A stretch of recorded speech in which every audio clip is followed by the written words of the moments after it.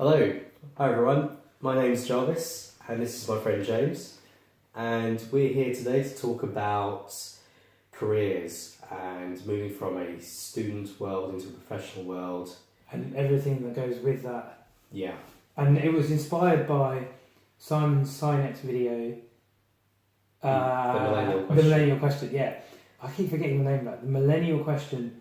And actually, Jarvis had it on his Facebook. I was really inspired by it, or shocked by it. And I work as a teacher now, and I'm a head of sixth form, and I played it to my sixth form, and they were a little bit confronted and surprised by what he was saying. And it really made them think about their futures. So because we're both quite opinionated, we thought, let's record a video about our experiences and share it with people in the hope of making a difference with whatever young people are dealing with now. And it's also interesting that we're not young anymore. We have the benefit of hindsight. But the thing that captures it for us is we remember a time without the internet.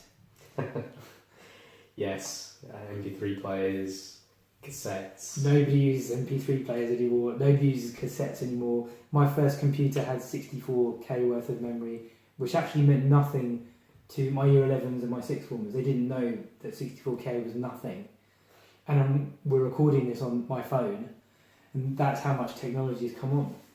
It's a different world. Yeah, completely. Did you find that kind of odd? The change in technology from when you were 18 to now? Yeah, definitely. There was a time when technology, when technology was becoming this big thing. It was rapidly growing, and people were sceptical about it, weren't they? Very sceptical. It wasn't being used in a professional place to the degree it is now, and certainly in our personal lives. And now it's almost become something that we're dependent on. You know, we need technology at all times. And that's, I suppose, in the background to what we're talking about, the movement from university to the working world. And we've got about 4 areas we're going to go over. So, Jarvis, how did you find that transition from university, that world of writing stuff for assignments, to being in a professional environment? I found it quite easy because I actually did a placement during the middle of my degree. So I spent my summer, about 3 months, with a software testing company, and that gave me an idea of the technology I'd be using, the different roles within the team who I'd have to interact with, some of the business pressures, so meeting deadlines and delivering value to clients.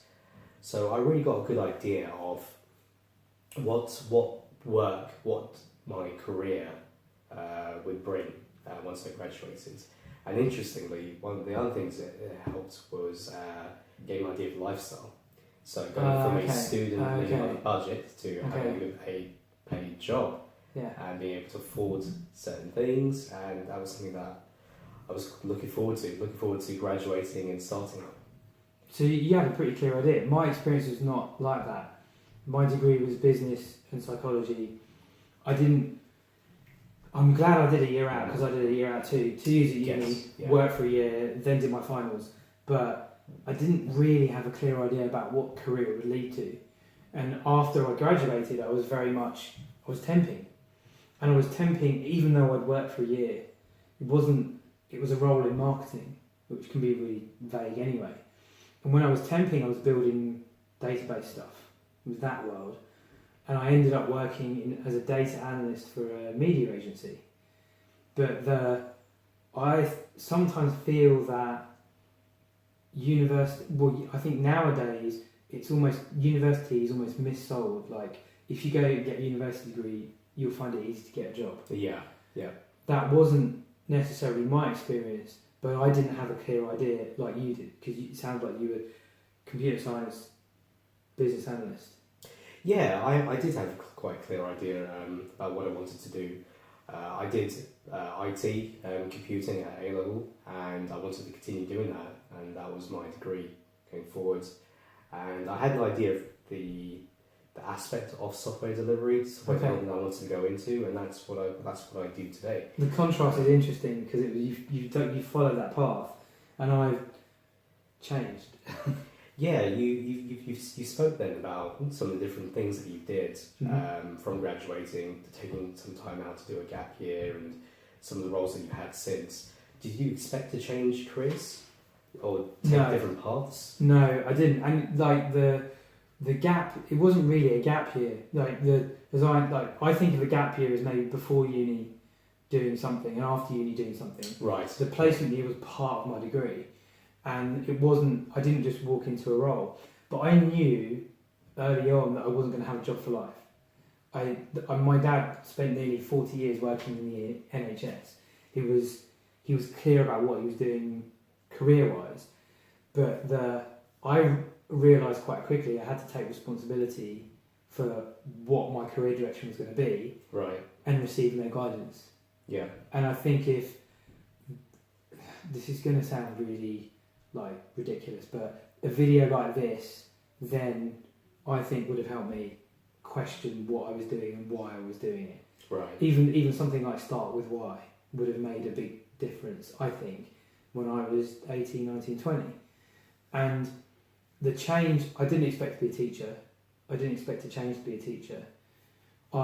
Working in media, planning and marketing, I felt like we were getting people to buy stuff they didn't really want with money they didn't really have. And that was that was it. And I wanted to do something a bit more meaningful before I turned 30, and I was in my mid-20s at the time. So I saw the adverts about become a teacher, and I spent a day in school, a couple of days in school, and then trained to be a teacher, changed careers, and I've been teaching ever since. And there isn't that. I think that we're in that space. We're grown up with you don't have to, or there won't be a job for life. Right. But the support for that now is, I think, limited, and one of the reasons for this video. But the choice of career also ties in with pressure. And again, this is something we've talked about. How did you deal with the pressure, either from the internal pressure of comparison or the external pressure from parents and whatever, as you moved through your student to career life? How did you deal with that pressure? It was hard. When you were at school and at A levels, your parents, they're putting a lot of pressure on you to get top grades, to do well. Why haven't you got an A? Yeah, and that kind of helps determine where you go with your career. And with those top marks, your parents then are putting pressure on you to look at some of the vocations which are, I guess you might say, more prominent, like medicine or law or accounting, pharmacy, dentistry, optometry. And while there was pressure from the parents, I guess there was additional pressure from myself, because those vocations didn't really hold my interest, whereas IT technology did, and that was something that I wanted to follow and learn. And I also put pressure on myself when comparing myself to my friends. This comparison thing is so interesting. Yeah. Because I think now social media makes that comparison so apparent to young people.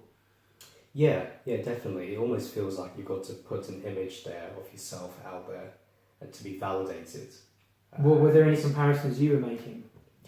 Yeah, I mean, there were comparisons I was making with in terms of grades I was getting, and I'm trying to understand why I wasn't hitting some of the top marks as I probably could have or should have.